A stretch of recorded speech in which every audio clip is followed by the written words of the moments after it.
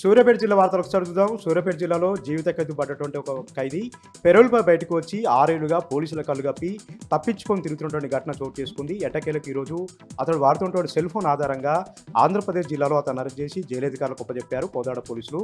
2012లో ఒక మర్డర్ కేసులో అరెస్ట్ అయినటువంటి తిరుపతికి జీవిత ఖైదు పడింది.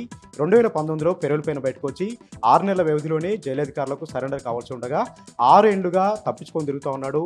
తప్పుడు ధృవపత్రాలతో ఆంధ్రప్రదేశ్ అదేవిధంగా ఛత్తీస్గఢ్ రాష్ట్రంలో తలదాచుకుంటూ పోలీసుల కళ్ళుగప్పి మోసం చేసి తిరుగుతున్నటువంటి ఘటన చోటు చేసుకోవడంతో పోలీసులు ఎట్టకేలకు తిరుపతిని అరెస్ట్ చేసి జైలధికారులకు అప్పచెప్పడంతో సర్వత్రా కూడా అభినందనలు వ్యక్తమవుతున్నాయి. ఇక యాదాద్రి భువనగిరి జిల్లా వార్తలు ఒకసారి చూద్దాం. యాదాద్రి భువనగిరి జిల్లాలో అకాల వర్షాలు రైతులను నిండా ముంచాయి. పెద్ద ఎత్తున అకాల వర్షాలు, వడగళ్ల వాన, ఈదురుగాలులు రావడంతో ఎక్కడికక్కడ కూడా పంటలనేవి నష్టపోయాయి. ప్రధానంగా ధాన్యం కొనుగోలు కేంద్రాల్లో ధాన్యం అంతా కూడా తడిసిముద్దైంది. అదేవిధంగా మామిడి తోటలన్నీ కూడా నేలరాలిపోయాయి. మామిడికాయలన్నీ కూడా నేలరాలిపోయాయి.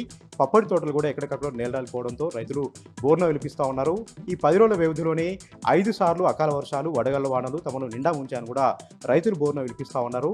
అకాల వర్షాలకు నష్టపోయినటువంటి రైతులను ఆదుకోవాలని కూడా సర్వత్రా కూడా రైతులు డిమాండ్ చేస్తూ ఉన్నారు. ఇక యాదాద్రి భువనగిరి జిల్లా సంబంధించి మరొక వార్త విషయానికి వస్తే యాదాద్రి లక్ష్మీ నరసింహ స్వామివారి క్షేత్రం భక్తజన సంద్రంగా మారింది. వేగసేవ సెలవుడు కావడంతో పెద్ద ఎత్తున భక్తులు వేకోజాము నుంచి ఆలయానికి తరలి వచ్చి స్వామివారిని దర్శించుకుంటున్నారు. భక్తుల రద్దీ అనేది నెలకొంది. స్వామివారి ఆలయంలో స్వామివారి జయంత్యుత్సవాలు, ఆండాల అమ్మవారి ఉంజల్ సేవా కార్యక్రమాలు కూడా శాస్త్రోక్తంగా నిర్వహిస్తూ ఉన్నారు అర్చకులు. ఈ వేడుకల్లో పెద్ద ఎత్తున భక్తులు పాల్గొని స్వామివారిని తరించుకుంటున్నారు.